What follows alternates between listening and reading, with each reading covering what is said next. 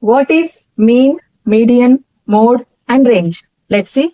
Mean is the average by dividing all the sum of observations with number of observations. Let's see one example. Here, one example 2, 5, 10, 5, 8. So, here we are taking all the sum of observations. Sum of observations are nothing but total of observations. We are taking total. So, 2 plus 5 plus 10 plus 5 plus 8. Okay. Divide by how many observations are there? 1, 2, 3, 4, 5. So, number of observations are 5. So, what is the total here? 2 plus 5 plus 10 plus 5 plus 8 will get 30. Divide by 5. So, 5 ones are 5 6. So, here average value is 6. Our mean value is 6. Okay. And what is median? Median is nothing but middle value of all the given observations after arranging the data. So first we need to arrange the data according to ascending order or descending order. So this given data we need to arrange.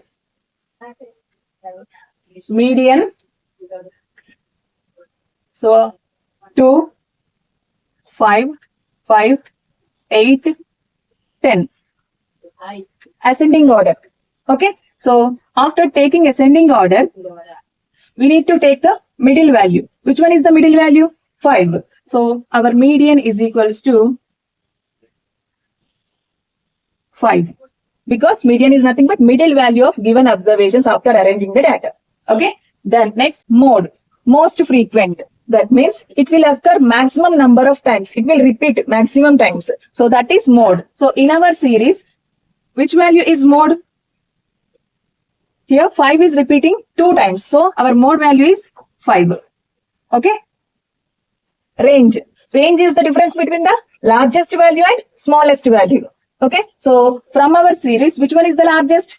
10 is the largest. Which one is the smallest? 2 is the smallest. The difference between the largest value and smallest value is called range. So our range is equals to 10 minus 2. That is equals to 8. So this is range. Thank you.